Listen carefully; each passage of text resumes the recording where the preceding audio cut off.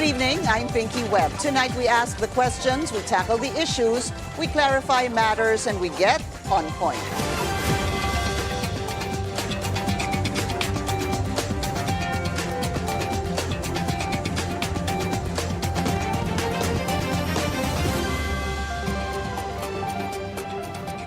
The most corrupt in history. That's how one congressman describes the 2025 national budget, which he says was mangled beyond recognition. This comes as more officials, including lawmakers, find themselves facing accusations of receiving kickbacks in flood control projects. How deep does the scandal go? Let's get on point with Davao City Representative Isidro Ungab. Congressman Ungab, good to have you finally. Maraming salamat po sa inyong oras. Welcome to the show. Hi, good evening, Ma'am Pinky. Good evening to our televiewers. All right. Maganda hong pag-usapan natin ng budget talaga dahil kayo po ang dating House Appropriations Committee Chairman. Yes. I'm gonna set that aside for now dahil ang dami po nangyari sa House at sa Senado. Ngayong araw po at syempre kahapon. Let's start with the House Infra hearing. Ang nangyari ho kasi during yesterday's Senate hearing, the Diskaya couple named a number of congressmen supposedly, allegedly, involved in kickbacks on flood control projects. Punta po yung usapan hanggang sa kay Speaker at kay Congressman Zaldico. Ngayong araw naman po, doon sa House hearing, kasi yun po yung kahapon, si former Bulacan 1st District Engineer named senators naman po. Wala pong senators that was named yesterday, puro congressman. Ngayon naman po, dalawang senador ang named. Senator Jinggoy Estrada and Senator Joel Villanueva as recipients of supposedly 30% ng flood control projects. Congressman, ang tanong ko po, sino ho ba ang paniniwalaan ng publiko? Mas lalo na dun sa nakasubaybay sa mga hearing. Ma'am, actually, as early as August 10, I manifested on the floor of the plenary na I am against the House conducting an investigation. This is because, unang-una, any investigation that would involve, lumabas na ngayong issues na may congressmen involved, no? Ang tawag na pong tractors. So any investigation that will be investigated by congressmen themselves will never be impartial. At saka, whether you exonerate or you accuse, you convict a fellow member, nobody will believe us. It's only the image of the House that will suffer. That's why as early as August 11, sinabi ko na yon. And I manifested again during the first or second hearing last Monday. Sinabi ko na rin yon. I'm against the House conducting a hearing to investigate our colleagues. Kaya ho nandun kayo. I think that was the first hearing. Hindi ho ba yung medyo nagtagal nga po bago nakapagsalita si Congresswoman Garin dahil meron pong mga motions that were set forward tulad po nung disclosure, whether you have any direct or indirect interest in any of the flood control projects. Dun po, you were there. I saw you there. Yes, I was invited because of my statement on the floor August 10. So, manifest ko ulit yun. Pero nagpapatuloy po eh. Well, ako personally, I would advise them to stop. And lalong-lalo na ngayon na may ginagawang independent body that will investigate. Kasi nakikita ko sa budget insertions, guilty pareho, both House and Senate may insertions. So why proceed with the investigation when pagdating ng panahon, they will have to answer why marami silang pinasok na insertions. Yes, something that needs to be talked about, Congressman. Pero today po, gaya ng sabi ko, nagkaroon po ng aligasyon, ito pong si Bryce Hernandez, alleging Senator Jinggoy Estrada, who was also leading the investigation in the Senate, no? Yesterday and the other weeks, and also Senator Joel Villanueva. Let's listen, sir, to what Bryce Hernandez said. Let's play this. Sabi ni Senator Marcoleta kahapon, ligtas ka na. Hindi po ito totoo. Si Senator Jinggoy Estrada, Senator Joel Villanueva, Yusek Robert Bernardo, at D. Alcantara. Si Senator Jinggoy po ay nagbaba ng 355 million ngayong 2025. Noong 2023 naman, ay naglabas ng 600 million si Senator Joel Villanueva. Yung pong sinasabi ko kasi minsan ng tao, the public is invested. Understandably, hindi lang po kayo yung against this hearing by the TRICOM, by the Infra Committee. Meron din po kayong mga kasama na hindi sang-ayon dito sa ginagawang hearing. Pero meron pong lumalabas na ganyang mga allegation, whether true or not. Again, how do we, siguro if we were to ask you, somebody who is not in favor of these hearings, how do we appreciate, accept, understand allegations like this? Well, I firmly believe that it would be better for an independent body to investigate. Mahirap kasi, ma'am, kasi these allegations, yun na nga the statement of one against the statement of another. A congressman or a senator has been accused. So we need a special expertise here of yung magaling talaga ng mga investigators, experienced investigators who can really know kung yung nagsasalita ba ay is telling the truth or just fabricating statements. Kayo ba, pag pinapanood nyo, do you size up that person?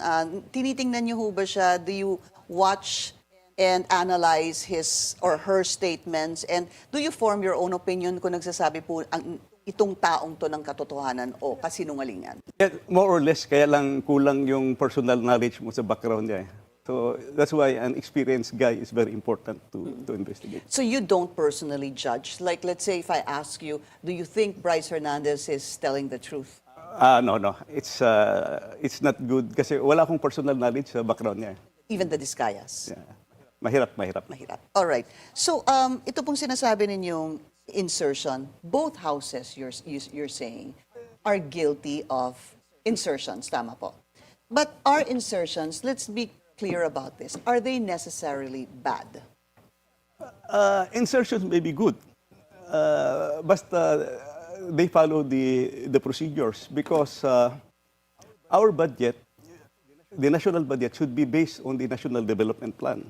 We have a National Development Plan that may long-term tayo, may 25-year development plan, meron tayong mid-term plan, meron din tayong tinatawag na medium-term financial framework that would discuss the fiscal and the financial aspect. So kung mag-i-insert ka or mag-insert ang any chamber, House or Senate, it should be in accordance with the plan. Kasi kung mag-i-insert yung legislator na wala sa plano, kawawa yung implementing agency. They will find a hard time to implement, madidelay yun. At saka kung wala sa plano, mag-i-start all over again sila. Tell us what's wrong about let's start with the 2025 budget. Noong 2024, kayo pa po ang House Appropriations Committee Chairperson. No, Would that the be last correct? time I was Appropriations Committee was the 18th Congress. Then matagal ako sa 16th Congress. I see. Medyo matagal na. So, 18th pa. So, even before 2022. Tama Yeah, po? I think 2019 or 2019, Yun all yung right. last ko. But you described this 2025 budget, ito pong huling budget, as mangled, beyond recognition, and the most corrupt in history.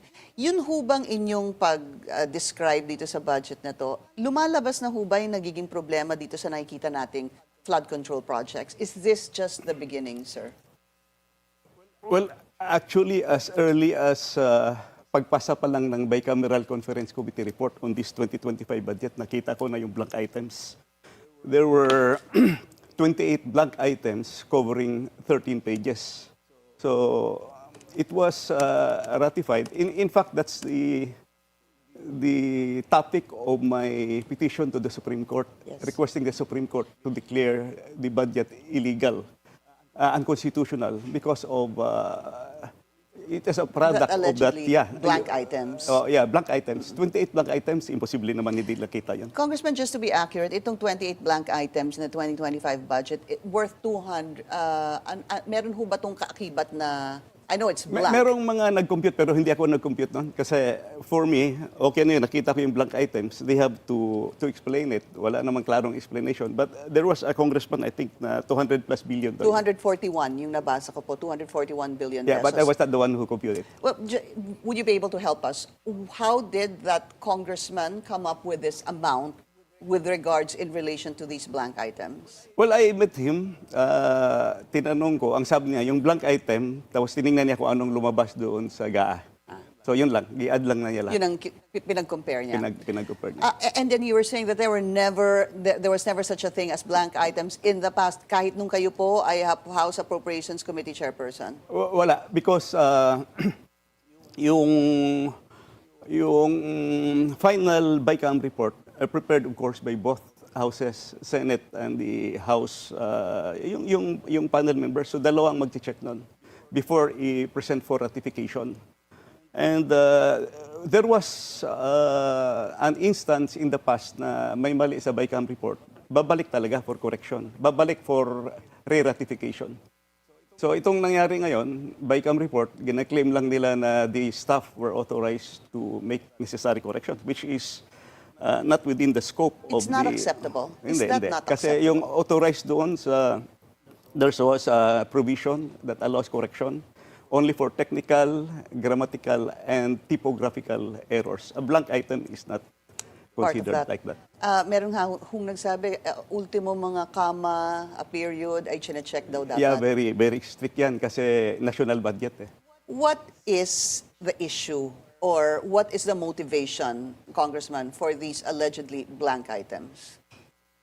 Well, yun. Who filled this up? Paano na-filled up pagdating sa enroll bill? Paano na-filled up pagdating sa GAA? So it's very important. Will you ever find out? Well, I think the Supreme Court will find it out. How?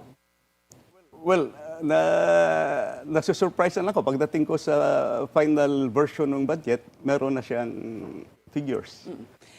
Congressman, I know that there is a petition before the Supreme Court regarding this 2025 budget, but does that become moot pagdating po ng 2026? No, I don't think so because the violations were actually ang dami kong na violations na nakikita eh. Aside from that blank items, the budget of the DPWH has overtaken the educational sector budget. Our constitution mandates that the education should be number one. Yeah, we should have the Nahabol. lion's Pagdating share. sa BICAM, umabot ng sobra 1 trillion yung budget ng DPWH. I think I have the slide. We're actually sharing that on the screen right now. But I want to get to, sige, let's talk about that, sir. Ito kasi yung education versus DPWH. Pero meron pa ho, if we have the one of the DPWH, siguro let's put that up Yan on na rin, air. the same. Yun, balik na lang tayo. Dalawa kasi yun comparing. Pero ito po, let's just figure out itong DPWH. Much has been talked about this. Increase of 200 plus, 288 billion pagdating sa GAA. So, originally, ang lumalabas po, Congressman, 900 billion lang. Yung sa... 898 million, yung sa NEP. Yes, sa NEP niya is 900 billion lang. Mas mataas talaga yung education sector kasi 997 billion. Pagdating sa BICAM, na-overtake yan kasi yung sa BICAM nung education budget, nabawasan pa sila ng 31 billion, pero yung DPWH nadagdagan ng 288 billion. So ang final product, naglampas yung infra budget. And naglabas sila ng panibagong composition ng education Right. sector. Nakasama yung mga trainings, PMA, di mo ba, PMA, etc. Kaya PNPA. nilump nila doon sa education sector. Kaya hindi po siya, it appears it is not illegal. I But mean, it's still, I would like to rebut that okay. because the president, in his president's budget, submitted in his president's message the ranking. Sabi niya in his message, 977 billion or number one priority is education. And second priority is infrastructure, DPWH, 900 billion. Now, what was the basis of that 977 billion in the President message? It is found in the BESF, page 298 of the budget of expenditure and sources of financing. Nandoon yung composition nung nandoon yung composition ng education sector. So for you to come up with a consistent composition, yun yung lalabas talaga. 994 billion na lang, palang. Nadagdagan nga ng konti. From 977, naging 984, pero nahabol pa rin siya ng infrastructure. Yeah. So to be clear, yung blue po is the education. Education. The orange is the DPWH. That's already showing us the graph rather on ano yung original, ayun po sa NEP, mas mataas ang education sa DPWH. Pagdating sa final, mas malaki na yung DPWH. Ang daming pumasok na insertions. Umabot na po yan sa Umabot na 1 trillion, 1.088 1.088 trillion. That is already net of the 26 billion direct veto. We're going to talk about this and much more. We need to take a very short break. We'll continue our discussion with Davao City Representative Isidro Ungab. When we return, stay tuned. This is On Point.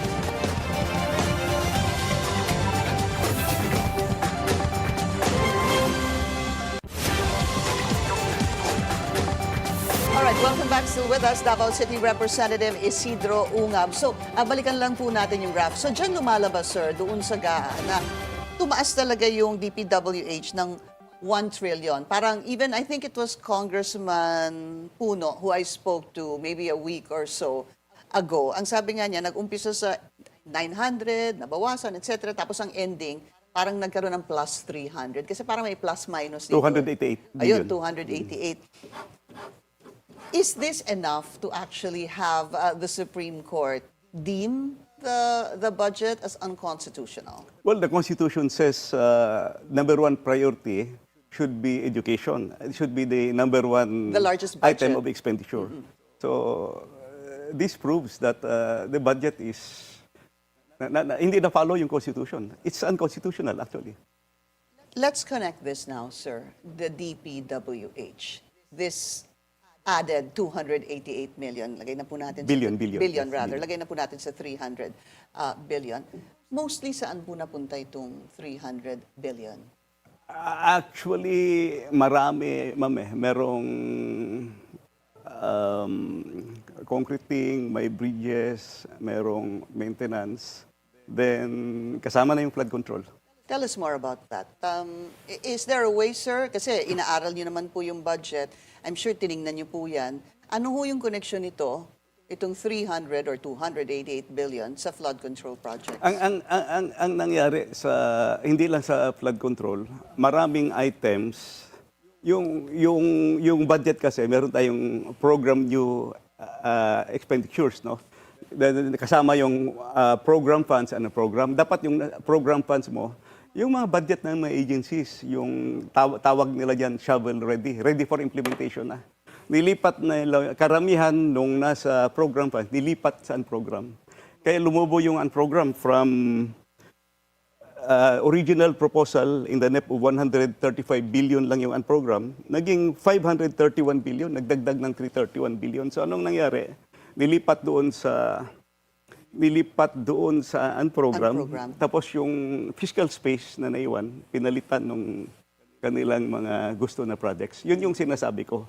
Na dapat, kung maglagay man ng ipalit, dapat it should be within the economic development plan. Kasi kung magpasok ka nung hindi development-oriented, ano bang klase hindi mo sinusunod yung blueprint. Yes, wala sa blueprint. Mahihirapan mag-implement talaga yung agency. Karamihan doon, magka-backlog yun, mahihirapan i-implement. But why do you call it the most corrupt budget? Well, for so many reasons. Yung una kong sinabi, may blank items. Second, nahabol yung infra. I can, if you remember the controversial deletion of the PhilHealth budget, 74 billion, that's very important. You know, the PhilHealth budget in that NEP of 74 billion came from the syntax law. It's an earmark budget. Which is part of the law. Hindi mo Yeah, ba? I was the author of the syntax law, kaya alam ko. Kaya yung porsyento po ng syntax law ay dapat talaga pupunta sa PhilHealth Sa to PhilHealth. fund the universal healthcare. And that 74 billion is intended for PhilHealth premium for the indirect beneficiaries. Yung direct beneficiaries, yung mga salaried, no? Tayo po. Yung indirect, who are they? Indigents. So yung indirect, yung indigent under the National Household Targeting System, kasama yung 4Ps doon. PWDs, senior citizens, so nawala yung budget para sa kanila, PhilHealth. So Let me interrupt you there. The reason, of course, they say, was because ang daming pera ng PhilHealth na hindi nila ginagamit. Meron daw surplus. They cannot say that because the law is very clear. The syntax law is very clear that 80% of the incremental revenues will go to universal health care. They cannot amend that special law. Whether you have a surplus or not. Yeah. Dapat po pupunta Saka yun it's a different matter. It's a different topic. Iba yung usapan doon. But the law says every year, i-allocate mo ito, 80% of that. And not only that. There's a lot of controversy about that. I-continue ko, ma'am. Yeah. Yung sinabi ko na it is one of the most corrupt budget. 26 out of 27 departments, the budget were mangled. Binago. Up and down, increases and decreases. DOTR budget was reduced by 92 billion. Which one, sorry? Department of Transportation was reduced by 92 billion. Department of Agriculture budget was reduced by 20 billion at the BICAM. DOH was reduced by 25 billion at the BICAM. The Department of Labor budget was reduced by 23 billion. DPWH, I have said earlier, nag-increase ng 288 billion. Then, let's go to the special funds, special purpose fund. Yeah. Yung special purpose fund, binawasan din nila, halos lahat. The budgetary support for government corporation was reduced by 89 billion. The miscellaneous personal benefit fund, which is personal benefits of civil servants, was reduced by 54 billion. The disaster fund was reduced by 10 billion. Pension and gratuity fund, this is the pension of our employees, binawasan ng 87 billion. The revised AFP modernization program was reduced by 15 billion, wherein dapat mag-modernize tayo ng ating AFP. Then, nasabi ko na ito kanina, and program appropriations were increased by 331 billion. Total special laws that were mangled. When I say special laws, there were earmark provisions.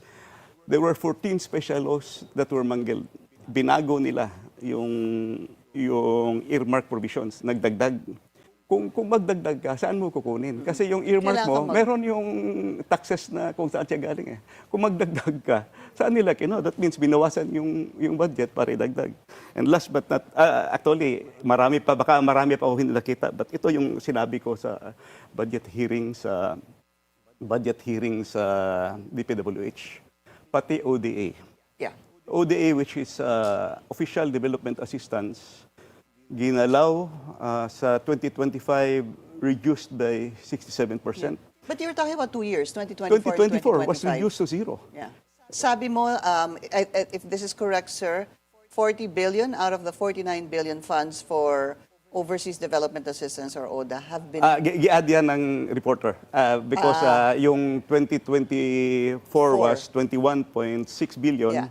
Yung 2025 was 27.5 billion. This is very important because yung flood control projects natin are classified into two, the big ones and the small ones. The big ones are the ones considered FAPs, under FAPs, foreign assisted projects. Bakit yung big ones nandun? Kasi we cannot afford to provide from our domestic sources of funds. So yung mga 5 billion, 6 billion worth, malalaki ito. Like, for example, Metro Manila flood control project was 6 billion, 6.8 or 6, basta more than 6 billion 2024, another more than 6 billion in 2025. Then, Pasig, Marikina, channel improvement, 7 billion in 2024, another 7 billion in 2025. Yung 2024, zero. Let me ask you this, though, Congressman. During your time as House Appropriations Committee Chairman, hindi ho ba normal or is this something that did not happen? In a Bawal sense, yan, ma'am, in a kasi- sense na bababa po yung, let's say, DOTR, Department of Agriculture, Department of Health, tapos tataas yung iba. Hindi ganun po. Hindi namin ginagawa yan. Hindi namin ginagawa yan. We were very rational in our adjustments. Saka ito mortal sin itong gagalawin mo yung ODA because ODA funds has already sovereign guarantee. Nag-issue na ng sovereign guarantee ang Pilipinas niyan. And this- May loan these are for agreement. the big Nag-budget ticket na tayo items. ng commitment fee. You know what happened? Yung malalaki, yung second pala, yung sabi ko, regular funded, yung maliliit, yun yung distributed, nilipat from the big ones, na zero yung big ones, nilipat doon sa small ones. Yung na zero po, sir, to be clear, was it both years of 2024? 2024. 2025, reduction by 67%. Ang naiwan is only 33%. So 2024, zero talaga? Zero talaga. 25, more 25, than half ang 32% lang ang naiwan. tinanggal.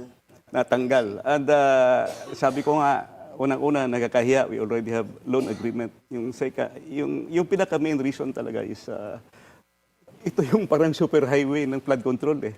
Yung maliliit, yun yung pupunta doon. How can you,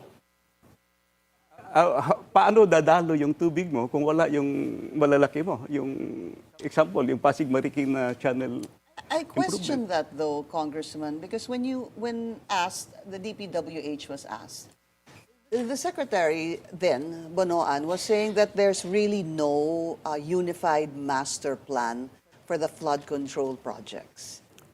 I would like to answer that. Yung foreign assisted, meron talaga yung master plan because you have to submit the comprehensive feasibility study as well as the master plan. Saka meron talaga yung technical evaluation team na pupunta dito. Kasi malalaki yung projects eh. How do you solve a problem like what we're experiencing right now with the flood control scandal? I mean, sir, Well, dapat, i-suggest ko nga kay Secretary Vince Dizon during the budget hearing, pwede pa ba ma-re-avail natin yung past 2 years na hindi na-avail na loans? Because those are the big ticket. Example ko lang, Metro Manila, ha? Metro Manila Flood Control Project, ang laki nun. Dalawang projects, 12 million. We are 2 years behind. Yung Pasig Marikina Channel Improvement, that's 7 plus 7, another 14 billion. We are behind by 2 years. I am not saying that this is the cause of the floods, unabated floods in Metro Manila, but what I would like to say is that kung natuloy lang itong mga proyekto na ito, it could have helped alleviate the flood problems in Metro Manila. and would you say that you are known to be a Duterte ally? That during the time of the former President Rodrigo Duterte, na nasunod po yung mga inilaan, for example, for flood control projects? I wasn't handling the DPWH budget the time, but during the 16th Congress, the time of Pinoy, for 3 years I was defending the budget of the DPWH. Kaya alam ko yung budget ng DPWH. So, nasusunod yung kwan. Yung kay former President Duterte, I would say nasunod naman because wala naman akong nakitang baha masyado na malalaki during the time. But would you say that, well, syempre sa ano din ang panahon, minsan kasi kapag tinatanong nyo yung mga residente, hindi mo alam kung palpak lang talaga yung flood control projects, to be honest, sir, or iba na rin talaga yung bagsak ng ulan ngayon. So there are, different variables also that need to be When it considered. rains, it really pours now. Noong araw, meron pa tayong shower noong araw. Ngayon, diretso ng ulan. No? So, kailangan mo, updated mo talaga every year. Kaya yung malalaki mong projects, dapat, it is not, I would say, hindi yun mistake na nakaligtaan lang. It is an error of judgment na nawala yung budget ng malalaking flood control. Error of judgment na sinadya? Katangahan or kabubuhan or whatsoever. That's why I want them to explain. What is the reason why you chop-chop? The Bakit ODA? yung chop-chop yung malalaki nilipat? As much as possible, I want to explain. And who I can want them to answer that? explain. Who's supposed to answer that? The House Appropriations Committee The chair chairman of the before? Appropriations Committee. In the 19th Congress. In the 19th Congress. Congressman Zaldico. Congressman Saldico, and possibly the vice chairman, yung pumalit sa kanya, naging chairman din. Yeah. All right. Moving forward, sir. So, siguro just to end this, ngayon ang lumalabas na supposed to be, allegedly, may mga politiko na involved. Hindi naman bago yan ngayon lang lumabas o kahapon. Kasi nung nag-privilege speech si Senator Ping Lacson dati, sinabi niya, meron talaga mga politiko na involved this. Kayo ho ba, would you say, sigurado kayo, walang makikita sa inyo na involved in any flood control projects or construction companies, etc.? I have zero budget in 2025. Wala kang makita sa akin. Prior to that, sir. Prior to that, wala akong problema because I really follow the procedures, Regional Development Council. In fact, all my projects, I present it to the Local Development Council. At saka, if you can look at the records of the RDC, I am the most congressman, most regular yung aking presence doon. I help deliberate because, you know, I come from development finance, so interested ako na enjoy working. Sa independent commission po na planong ibuo ng Pangulo, would you have any, siguro, meron po ba kayong suggestion kung sino sana kaya ang magandang mamuno nito or to be part of it? So, dapat yun talagang walang question sa background. Yung ano bang tawag, integrity should be beyond question. Maraming salamat po. Davao City Representative Isidro Ungab. Sir, maraming salamat muli. And I'll see you again. That's On Point. Join us again tomorrow, 7:30 p.m. here on BNC, the Billionario News Channel. I'm Pinky Webb. Thank you for watching.